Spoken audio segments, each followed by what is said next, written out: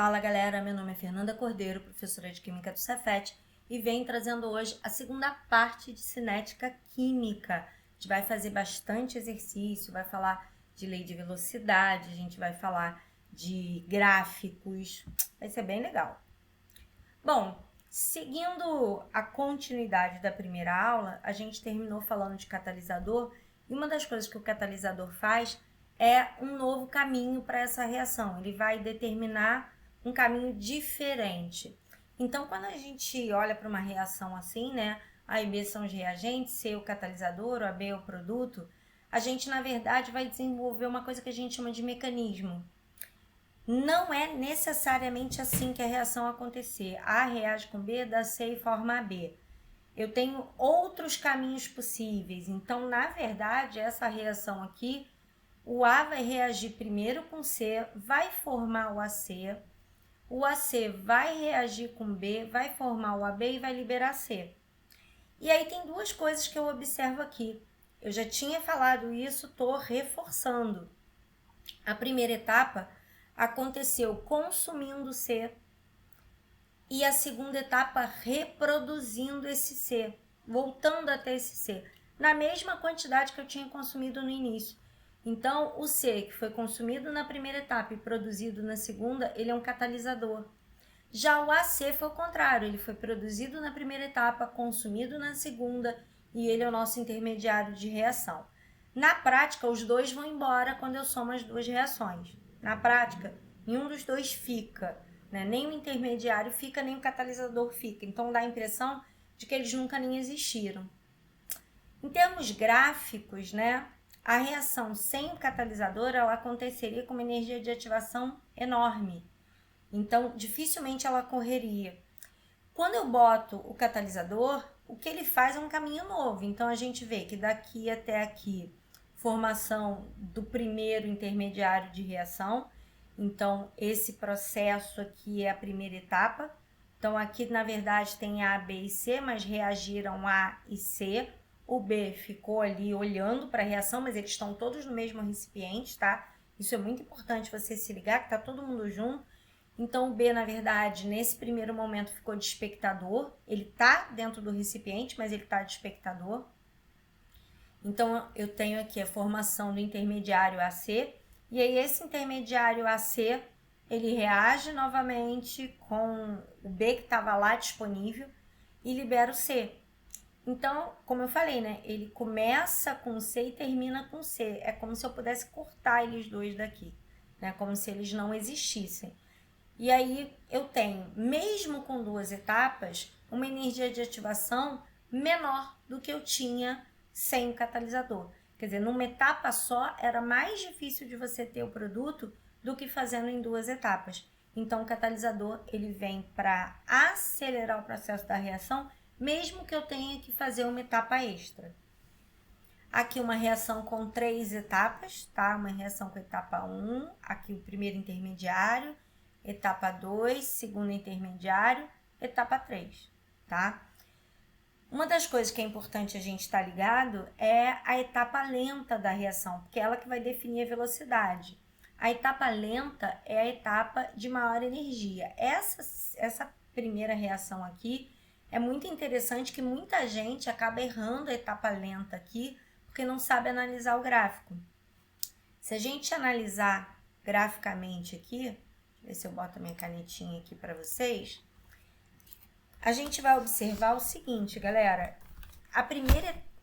Ih, balançou aqui, né? Mexi aqui e acabou balançando. Mas olha só, a primeira etapa do meu processo, ela acontece com esse tanto de energia aqui, ó.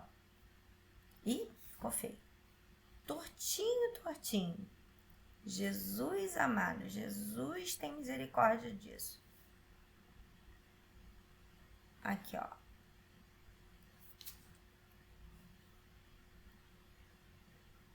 Agora foi.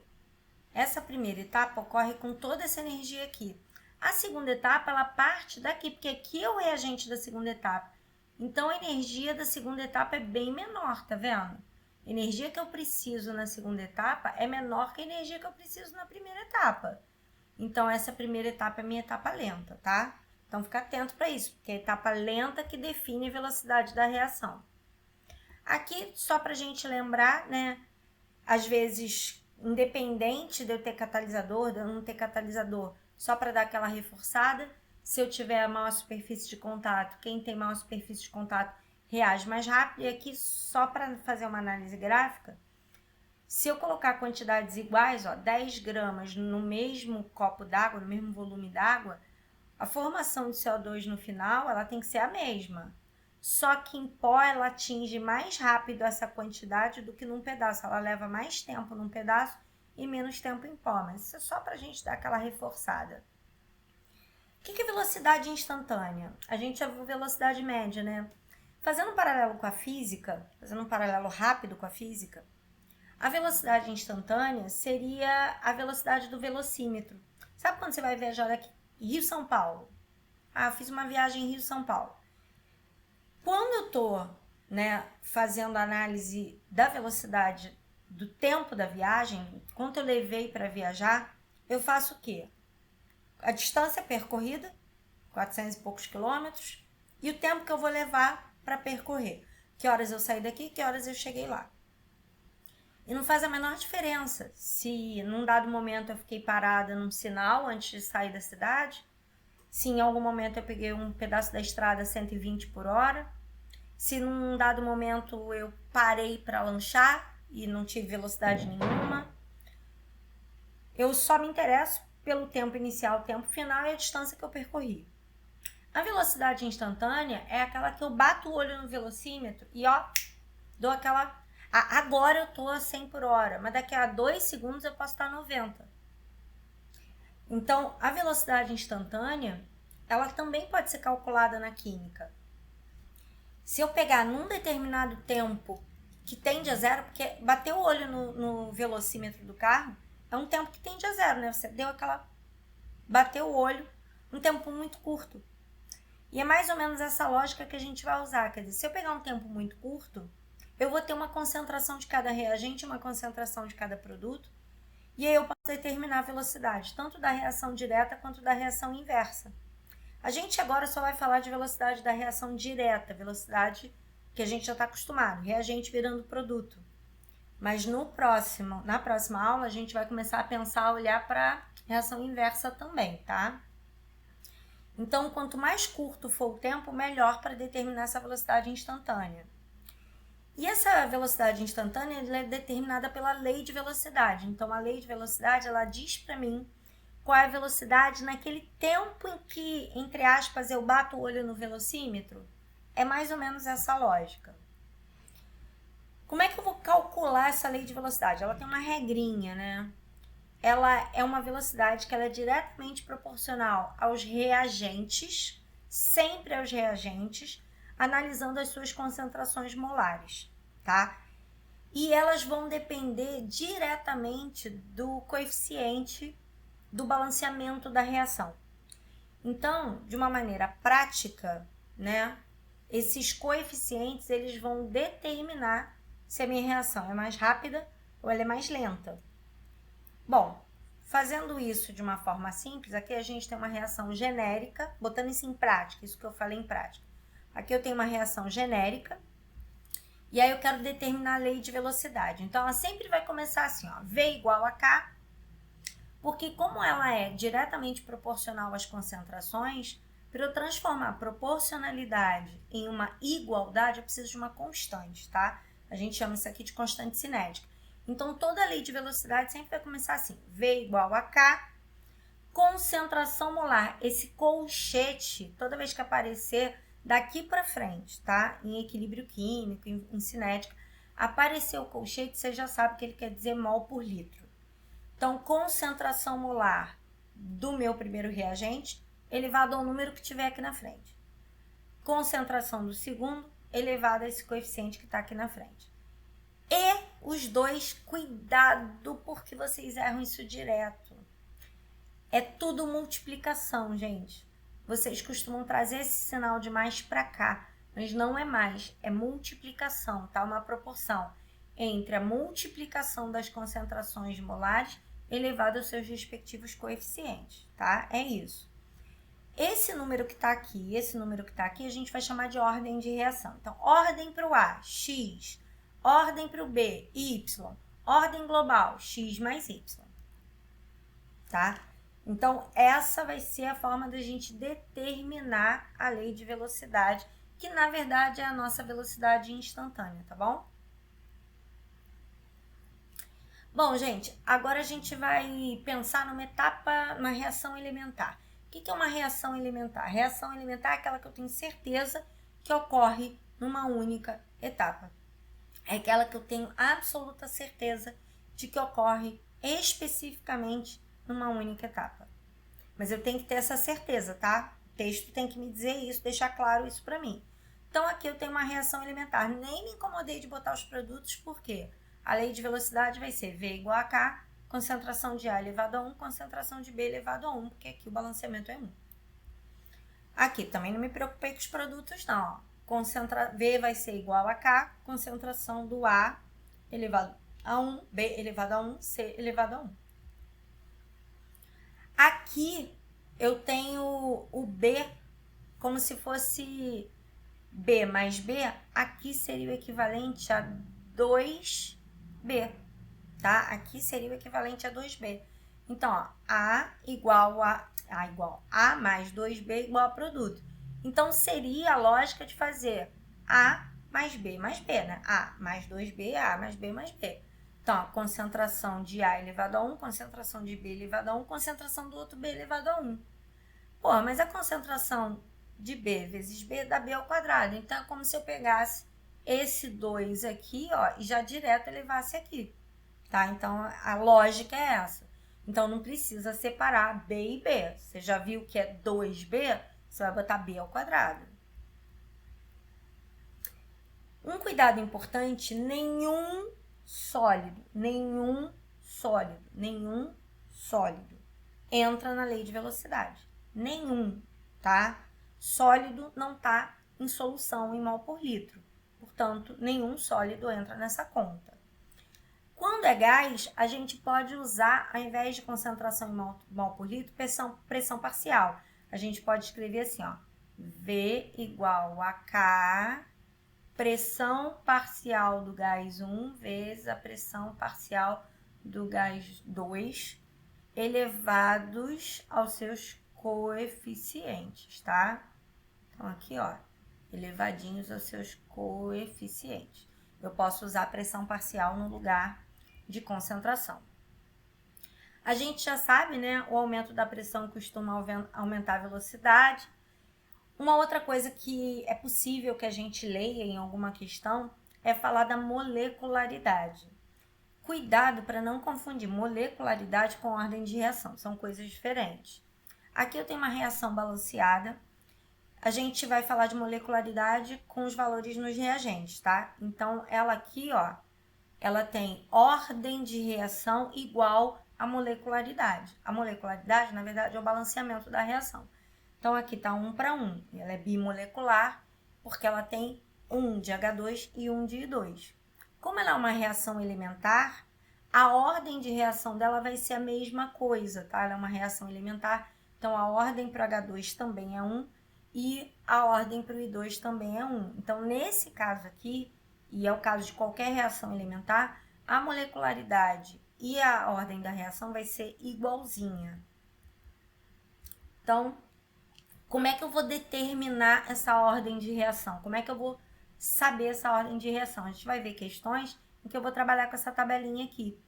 Essa tabelinha ela foi feita com dados experimentais e aí a gente sempre vai trabalhar dessa forma. Eu quero saber, né? Eu já sei que a molecularidade dela é 1 em 1, que o balanceamento dela é 1 em 1, mas eu quero saber se a ordem de reação é essa mesma. Eu já falei que é, tá? Isso aí é uma reação elementar, já estou te adiantando que é, mas eu vou ver como é que calcula para ter essa certeza. O que eu vou procurar? Eu vou procurar 2 experimentos em que eu dobre a concentração de um reagente e mantenha o outro constante. E aí eu vou olhar o que vai acontecer com a velocidade da reação. Se eu estou dobrando um reagente e mantendo o outro constante, qualquer coisa que aconteça com a reação, com a velocidade da reação, ela é dependente exclusivamente daquele cara que eu mudei. Então, pegando aqui o experimento 1 com o experimento 2, eu percebo que o H2 está constante e que eu dobrei o I2. Então, tudo que acontecer com a velocidade, a culpa é do I2, porque o H2 está igual. Aí eu vou ver que a velocidade também dobrou. Gente, toda vez que você perceber isso, você vai pegar esse número aqui e vai fatorar. Fatorando 2 dá 2 elevado a 1. Então, eu sei que a ordem de reação para o I2, porque foi o I2 que eu mudei, ó, mantive o H2 constante, dobrei o I2 e a velocidade dobrou. Fatorando esse número aqui, é 2 elevado a 1. Então, eu sei que na lei de velocidade, o I2 estará elevado a 1. Vou fazer a mesma coisa para o H2. Eu vou dobrar o H2, só que agora eu vou manter o I2 constante. Não precisa manter no valor original 0,1, tá? Eu posso manter, desde que eu mantenha ele constante, qualquer valor. Então, 0,2, 0,2, aqui está constante, aqui eu dobrei, e a velocidade também dobrou. Então, eu percebo que na lei de velocidade, tanto o H2 quanto o I2 realmente estavam elevados a 1, que era o que eu esperava. Porque aqui é 1, aqui é 1, então a molecularidade é o balanceamento da reação. Aqui é 1, aqui é 1. E na lei de velocidade, eu acabei vendo que quando eu dobrava os reagentes, cada um deles separadamente, eu acabava dobrando a velocidade da reação, o que me diz que cada um deles tem ordem 1. Então, ela é uma reação realmente elementar. Vou considerar agora essa outra reação aqui. Qual é a molecularidade dela? Para o NO2, para o H2, 1, e a molecularidade geral é 3. Então, se ela for elementar, a parte de cálculo dela, né, a parte experimental, tem que bater certinho aqui. Então, fiz os experimentos. Essa tabela é dada nas questões, tá? Essa tabela você não tem que inventar, a gente dá para você. Vou fazer o que eu fiz. Vamos procurar onde eu estou dobrando um, mantendo o outro constante. Então, aqui, ó, o H2, eu vejo que eu dobrei o H2, mantive o NO constante. Tudo que acontecer aqui, a culpa é do H2. Ah, eu dobrei também, ó. Também é o dobro da velocidade. Fatorando aqui, 2 elevado a 1. Ah, então, para o H2, a minha molecularidade bateu com a ordem de reação. Aqui é 2 elevado a 1 e aqui é 1. Então, bateu certinho. Agora, eu vou fazer a mesma coisa aqui embaixo, ó. Dobrei o NO, mantive o H2 constante, só que a velocidade agora multiplicou por 4, ela não dobrou. E 4, na verdade, é 2 elevado ao quadrado. Fatorando é 2 elevado ao quadrado. E aí eu vejo que a ordem de reação, que é 2, coincide com a minha molecularidade. Então, a minha lei de velocidade vai ser NO ao quadrado, H2 elevado a 1, como eu esperava que fosse, né? Então, eu vou dizer que como bateu tudo certinho, ó, aqui é 2, aqui eu descobri que é 2, aqui é 1, aqui eu descobri que é 1, a soma dá 3, aqui a soma tá dando 3, eu vou dizer que essa reação, ela, ok, é uma reação elementar.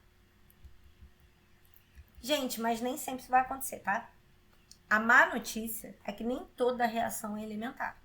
Algumas reações, como eu falei, né? Se eu usar catalisador, ela vai pegar um caminho que eu não esperava, ela vai pegar um caminho aleatório. Portanto, essas etapas, o conjunto dessas etapas que vai gerar o mecanismo, ela pode, numa delas, ser mais lenta que a outra.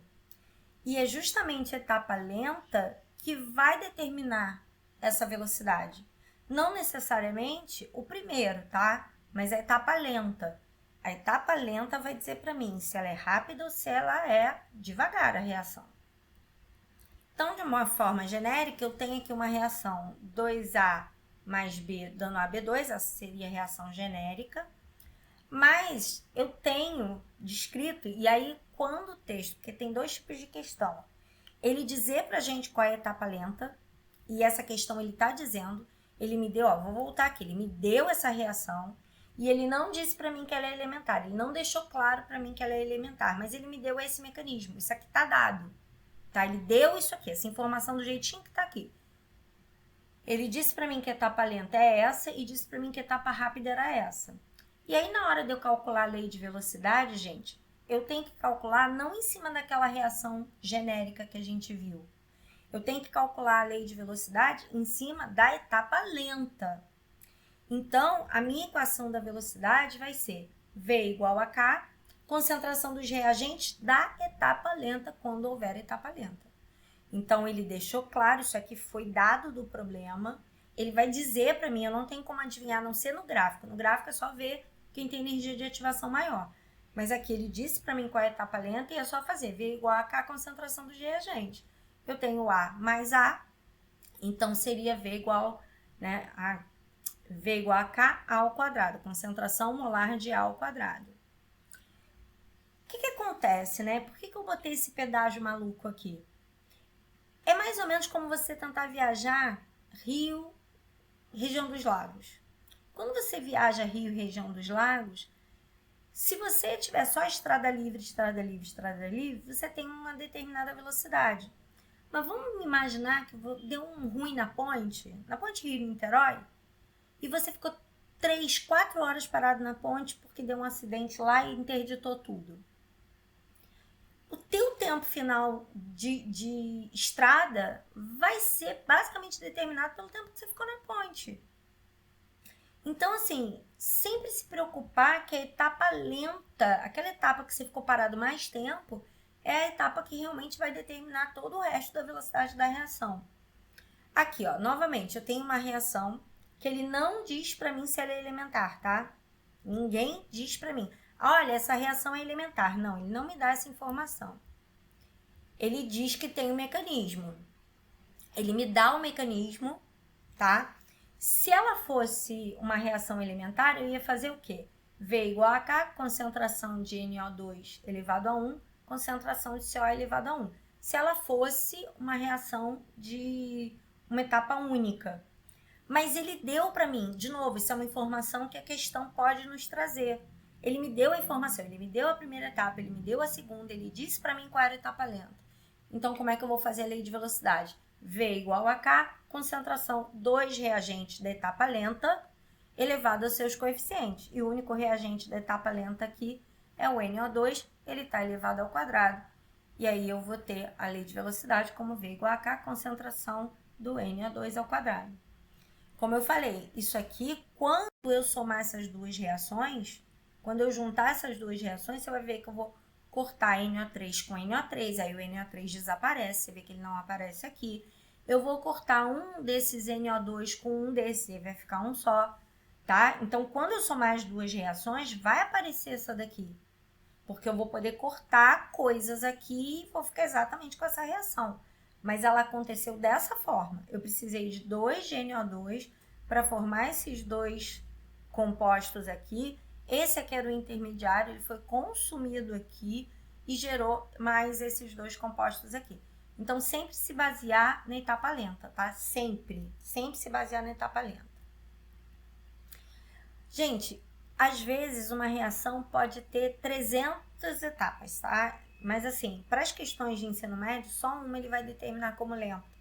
Então assim, mesmo que ele tenha 3, 4, 5 etapas, ele vai escrever lenta em uma só, tá? Fica tranquilo. Agora, temos um problema também. Nem sempre a questão vai dizer para você qual é a etapa lenta. Mas ela pode dar aquele dado experimental, né? Ela pode dar um gráfico, tá?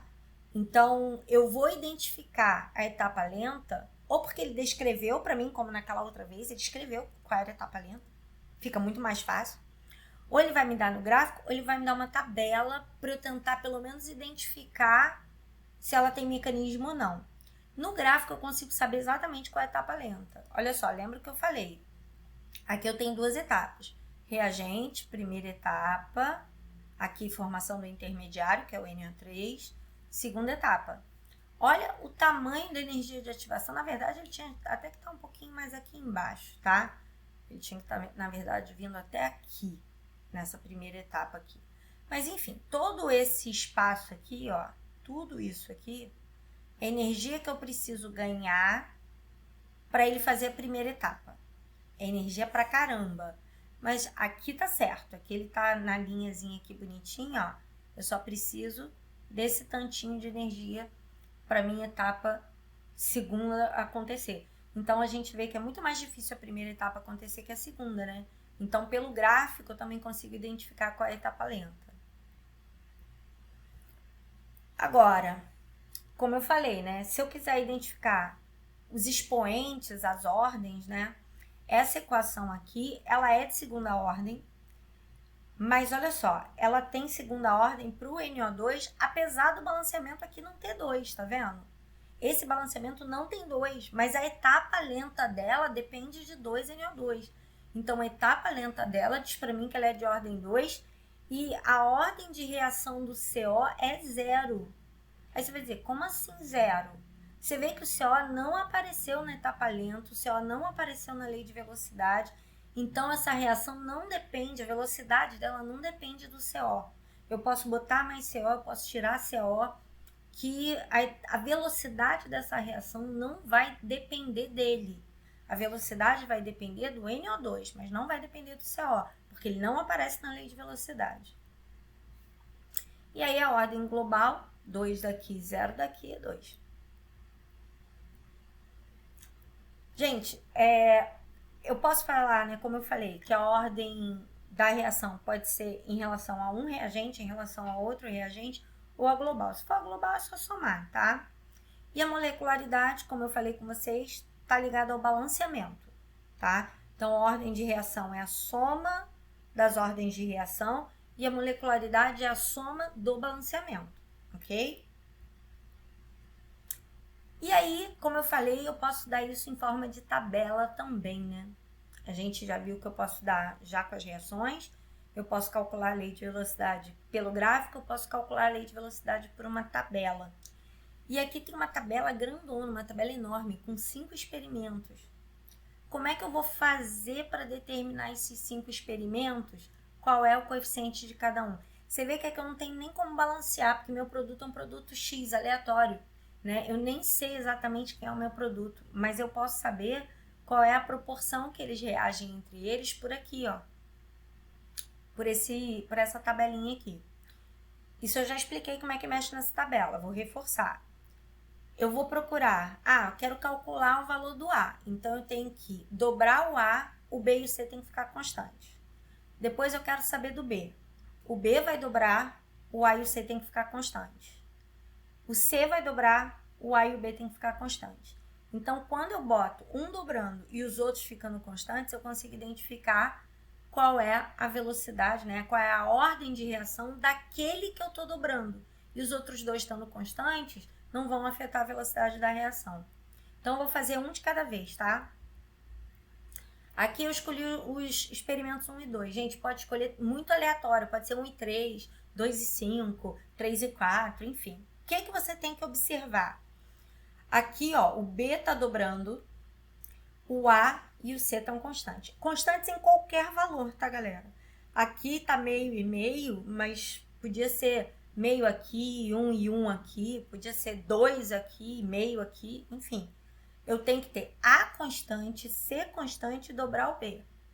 Beleza, aí eu vou olhar o que aconteceu com a velocidade. Estou vendo que a velocidade ficou igual. Qual a informação que eu tenho aqui? Que o B não está na etapa lenta da reação. O B não mudou a velocidade. Eu dobrei o B, a velocidade permaneceu a mesma. Ou seja, a ordem de reação de B é 0. Ele não participa da etapa lenta da reação. Isso significa que essa reação tem mecanismo. Tem uma etapa lenta. Vou relacionar o 2 e o 3 agora. Como eu falei, pode ser aleatório, tá? Enfim, ó, relacionei os dois, eu dobrei o C, o B ficou constante, o C ficou constante, e aí eu vejo que a velocidade duplicou. Duplicou não, perdão, quadruplicou. E aí, como a velocidade quadruplicou, fatorando 4 dá 2 ao quadrado. Então, a ordem de reação para o C é 2, tá? Que é só pegar esse 4 aqui, que a velocidade aumentou 4 vezes, fatora, dá 2 ao quadrado, e é esse 2 aqui, ó, que é minha ordem de reação, tá? Vou fazer a mesma coisa com A, eu escolhi os experimentos 3 e 5. Eu estou dobrando A, mantendo B constante, mantendo C constante, e eu dobrei a velocidade está o dobro. Então, fatorando 2 é 2 elevado a 1, é esse número aqui, ó, que acaba sendo a minha ordem de reação.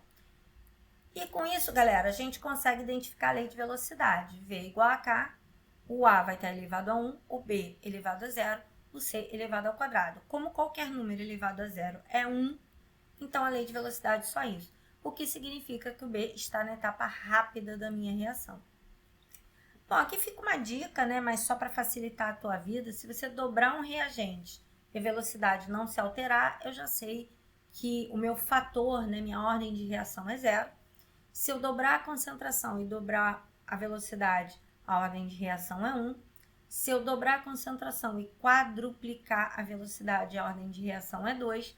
Se eu dobrar a concentração e octuplicar a velocidade, é 2 elevado ao cubo, então a ordem de reação é 3. Não vai cair nada mais do que isso não, tá? Esses são os limites que podem cair. Gente, uma outra coisa que eu posso pedir nesse tipo de questão é para você calcular o valor do K. Lembra que o K é um valor constante, mas é uma constante para aquela reação específica, tá? Ele é constante para aquela reação em questão. Então, o que a gente vai fazer aqui, galera? Eu vou pegar a lei de velocidade que eu acabei de determinar, vou escolher qualquer experimento. 1, 2, 3, 4, 5, tanto faz. Escolha aquele que a conta vai ficar mais fácil. E vou substituir na lei de velocidade. Então, ó, eu tenho a velocidade, que é 0,015. O K eu quero saber, o A eu tenho 0,5. O B não aparece aqui, então não preciso pegar o B. E o C é 0,5 ao quadrado. Substituindo os valores, calculo o K é 0,12. Então, achei a constante para esta reação. Cada reação tem a sua própria constante. Agora, se você pegasse o 2, o 3, o 4, o 5, qualquer um dos experimentos, teria que dar o mesmo valor, 0,12, tá? A constante, ela é sempre igual para aquela reação. Então, eu peguei o experimento 1, você poderia ter pego qualquer um dos 5 e daria a mesma coisa. Bom, com esse valor da constante, eu consigo agora determinar a minha velocidade para qualquer concentração. Qualquer concentração que eu queira usar agora, tendo a lei de velocidade e tendo o valor da constante, eu consigo calcular a velocidade para qualquer concentração.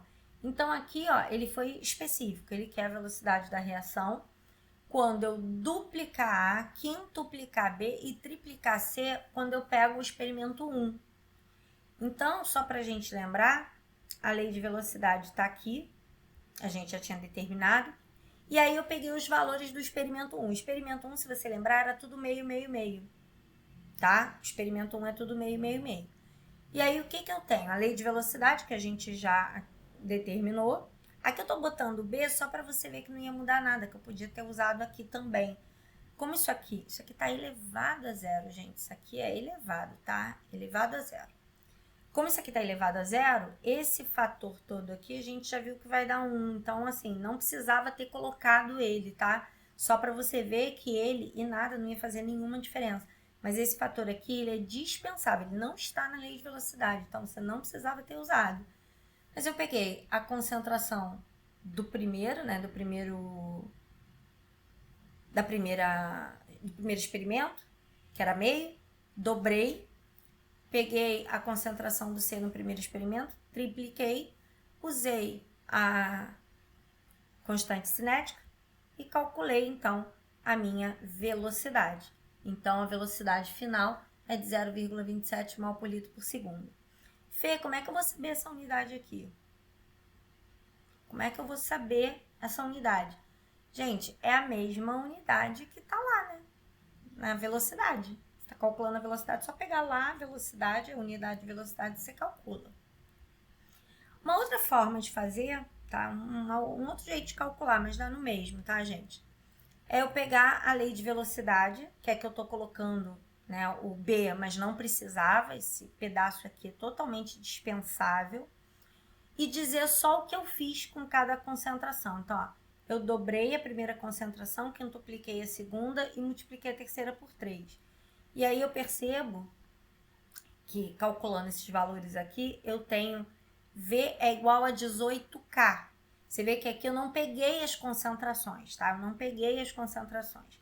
Eu peguei só a lei de velocidade e botei o que ele mandou fazer com cada um. Então, ele dobrou esse, quintuplicou esse e triplicou esse. E aí, de novo, eu chego no resultado de V igual a 18K. Só que eu tenho o valor do K, né? Eu sei quanto vale o valor do K. Então, o valor do K eu multiplico e vou encontrar o mesmo valor que eu tinha encontrado antes. Bom, fazendo um cálculozinho aqui, fazendo essa questãozinha teórica aqui, ele diz aqui que é uma questão de fatores, né? Um comprimido efervescente contém ácido cítrico, carbonato de sódio, foi colocado em um copo d'água e foi mantido aberto. Ele vai dissolver e vai ver a liberação de um gás. Aí ele quer saber sobre esse fenômeno. A massa do sistema vai ser inalterada? Gente, isso aqui é uma pegadinha, tá? Ele falou que o meu sistema vai estar aberto. Se o meu sistema está aberto e eu vou ter formação de gás, esse gás vai embora. Então, num sistema fechado, essa massa se manteria constante, mas num sistema aberto, não. Essa massa vai se alterar. A velocidade de liberação das bolhas aumenta com a elevação da temperatura? Isso parece interessante. Se o comprimido for pulverizado, transformado em pó, tá? Pulverizado, transformado em pó, ela vai ficar mais lenta? Não, pulverizado aumenta a superfície de contato, né? Então, ela vai ficar mais rápida. O gás é oxigênio? Não, gente. Toda vez que você verificar a efervescência, é CO2. Isso, inclusive, tá na aula, tá? Então, não é oxigênio molecular, tá? Não é oxigênio. É CO2. Essas efervescências todas de comprimido é tudo CO2. O fenômeno corresponde a um fenômeno físico. Não, uma reação química, né? Uma reação. Então, a velocidade aumenta com o aumento da temperatura. Se você botar um comprimido efervescente em água gelada, você vai ver que ele vai ficar mais lento. Temperatura é um fator que controla as reações químicas que ocorrem no organismo. A temperatura corporal se aproximando de 42, né, pode causar a morte, porque vai acelerar várias reações do corpo, destruindo substâncias vitais como enzimas, que atuam como catalisadores de reações bioquímicas. E aí ele vai fazer várias alternativas, a gente tem que ver o que está certo. O aumento da temperatura aumenta a velocidade das partículas formadoras. Consequentemente, diminui a velocidade. Aumento de temperatura aumenta a velocidade, tá? Em qualquer reação. Catalisador em qualquer reação química é consumido? Não, ele não é consumido. Ele é consumido na primeira etapa e restituído em alguma outra etapa. Se forem 2 etapas só, ele é consumido na primeira e restituído na segunda. Então, no final, ele não é consumido, tá? E ele aumenta a energia de ativação? Não, ele diminui a energia de ativação. Enzimas são catalisadores biológicos, sim. Que diminuem a velocidade das reações, sim. Né? Elas ficam... Diminuem não, aumentam, perdão. Aumentam a velocidade da reação, diminuem a energia de ativação, tá? Então, aqui aumentam a velocidade da reação. Se for inibidor, diminui. Enzimas são catalisadores biológicos, ok? Que aumentam a velocidade, diminuindo a energia de ativação. É isso. Na hora que eu li aqui, eu li na de baixo. Vamos lá. Pesquisadores do Instituto Max Planck da Alemanha conseguiram ativar o CO2 para uso numa reação química. Esse procedimento é o primeiro passo para a realização da fotossíntese artificial. Para isso, eles usaram um catalisador sem metal. Nesse sentido, qual o papel do catalisador? Diminuir a energia de reagente e produto? Não, gente, o catalisador não mexe nem no reagente nem no produto, tá? Encontrar um novo caminho reacional? Bingo! Ser consumido na reação? Ele não é consumido. Eliminar completamente a energia de ativação? Não, ele diminui a energia de ativação. Ele inibe choque efetivo? Não, ele aumenta os choques efetivos, ok? Ele não diminui, ele aumenta. Então vamos lá, questão 4. Ele quer uma reação entre o zinco e o ácido clorídrico. E aí nessa reação a gente vai observar várias modificações. Ele vai mudar a temperatura, ele vai mudar o tipo do zinco, ele vai mudar a concentração do ácido. A gente vai fazer por eliminação. Ele quer aquela que apresenta a maior velocidade, aquela mais rápida. Então, ó, primeiro a gente vai olhar a temperatura. Quanto maior a temperatura, maior a velocidade da reação. Então, esses dois aqui, ó, eu já elimino, tá? Já tá eliminado porque eu tenho uma velocidade menor, porque eu tenho uma temperatura menor. Desses três aqui, em pó ou em raspas, em pó é mais rápido, então já fiquei com esses dois aqui. E aí o outro reagente é o ácido clorídrico, e aí eu vou trabalhar com a concentração mais alta e não com a mais baixa. Então, resposta é 3. Bem facinha, né? Bem tranquila. Aqui é uma questão de cálculo, tá? É uma estequiometria, na verdade. Eu tenho uma experiência, ela foi realizada com a formação de amônia, que é NH3, a partir do H2 e do N2. E aí ele disse que foi um consumo de 12 mols de nitrogênio por 120 segundos. E eu quero a velocidade de hidrogênio em mol por minuto. Então tem mudança de unidade aqui, tem uma proporção. Então, ó, primeiro fazer a reação e balancear. Tem que saber fazer a reação de N2 com H2 formando NH3.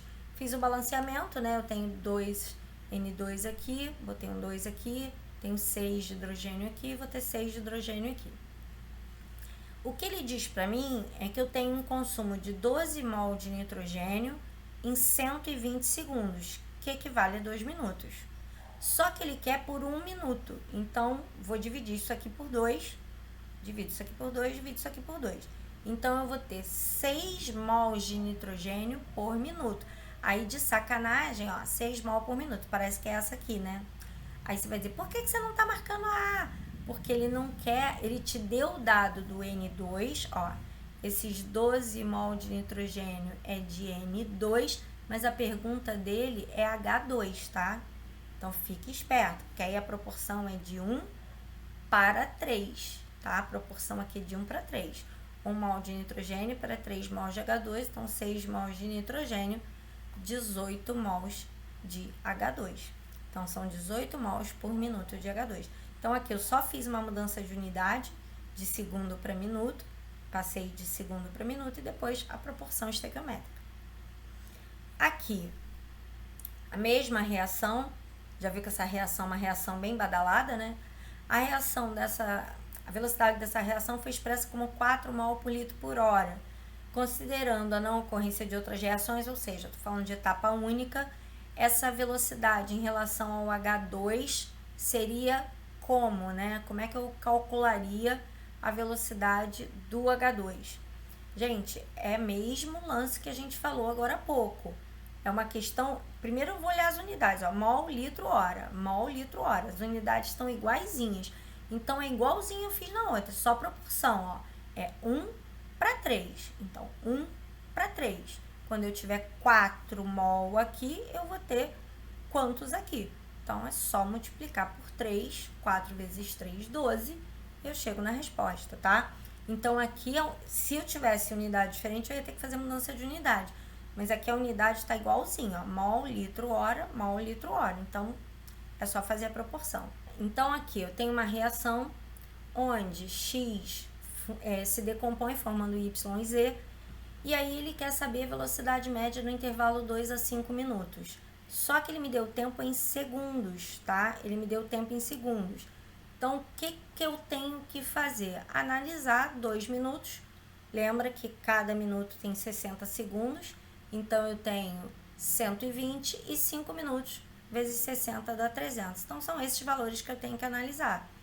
E aí, ó, a velocidade é um delta de concentração sobre um delta de tempo. A velocidade tá na forma de módulo. Lembra que a gente falou que o valor negativo aí é só para indicar que esse cara é um reagente, né? Então, trabalhei em módulo. É o final menos inicial, então 0,4 menos 0,7 sobre final menos inicial, 5 sobre 2. 5 menos 2, perdão. Então, eu tenho 0,3 de diferença de concentração e 3 minutos é a diferença do tempo. E com isso eu fico com, ó, mol por litro por minuto, tá? Se eu usasse 120 e 300, eu ficaria com mol por litro por segundo. Mas como eu passei para minuto, 2 e 5 minutos, eu tenho mol por litro por minuto. E aí, letra B, tá bom? Aqui, ele me deu a velocidade média em relação ao N2, que é 0,5 mol por minuto, tá? E aí, ele não usou mol por litro, ele só usou mol, tá? Então, ele botou 0,5 mol por minuto e ele quer saber a velocidade, essa é a velocidade da reação, perdão. Ele me deu a velocidade da reação como um todo, que é 0,5, e pede a velocidade do N2. E aí, como é que eu vou calcular isso? Lembra que eu expliquei isso para vocês, ó. Se eu fosse fazer a velocidade total aqui, né, eu poderia fazer a velocidade da reação como um todo. Ela seria a velocidade do nitrogênio sobre 1, mas ela poderia também ser a velocidade do H2 sobre 3 e ela poderia ser a velocidade do NH3 sobre 2, tá? E aí, esses valores eu tirei daqui do balanceamento. Ele me deu a velocidade da reação, ele me deu isso aqui e tá pedindo isso aqui. Então, o que eu usei aqui, na verdade, foi esse pedacinho. Se ele pedisse a velocidade do H2, o que eu teria que fazer? Colocaria 0,5 aqui, colocaria 3 aqui. Então, ela seria 3 vezes maior. Então, daria 1,5. Aí, se eu quisesse saber a velocidade do NH3, eu colocaria o 2 aqui e ele daria 1. Até porque tem que ser proporcional, né, galera? A velocidade da reação é única, é 0,5 mol por minuto. Mas a velocidade individual, ela pode variar. Por acaso, como o N2 tem o coeficiente 1, a velocidade da reação coincide com a velocidade dele. Mas se aqui não fosse 1, fosse qualquer outro índice, eu teria que fazer essa conta dessa forma, tá? Então, ficar atento para isso. Aqui, eu já ensinei vocês a fazer esse quadrinho. Aqui eu tenho 5, né, possibilidades. E aí, aquilo que a gente já discutiu. Eu tenho que olhar para o H2, eu tenho que dobrar o H2 e manter o NO constante. Então, ó, dobrei o H2, mantive o NO constante e eu vejo que daqui para cá eu também dobrei. Então, eu já sei que para o H2 o nosso coeficiente é 1. Ele tem que aparecer e o nosso coeficiente é 1. Então, esse aqui, ó, eu já risco. Esse aqui eu já risco. Porque o H2 vai ter que aparecer, o coeficiente dele tem que ser 1. Agora, eu vou procurar no momento em que eu tô dobrando, né, o NO. Eu tenho que dobrar o NO e tenho que manter o H2 constante. Então, ó, aqui eu dobrei o NO, tá vendo? De 1 para 2, 0,1 para 0,2 e mantive o H2 constante. Quando eu olhar esse mesmo valor aqui, eu vou ver que eu multipliquei por 4. Então, 4 equivale a 2 ao quadrado. Então, o meu NO tem que estar elevado ao quadrado. O NO aqui nem existe, o NO aqui está elevado a 1 e aqui o NO está ao quadrado. Pronto, achei a lei de velocidade. Agora, se eu pedisse para calcular a lei de velocidade, a constante cinética. Ah, Fê, quero calcular a constante cinética aqui, o que eu faço? Escolhe uma desses experimentos, eu particularmente escolheria o número 1 e substituiria esses valores aqui nessa lei de velocidade. Então, ó, velocidade aqui é 0,1, concentração de H2 também é 0,1 e o NO também seria 0,1. E aí eu conseguiria calcular o K. Só que seria 0,1 ao quadrado, né? E aí eu conseguiria calcular o K sem problema.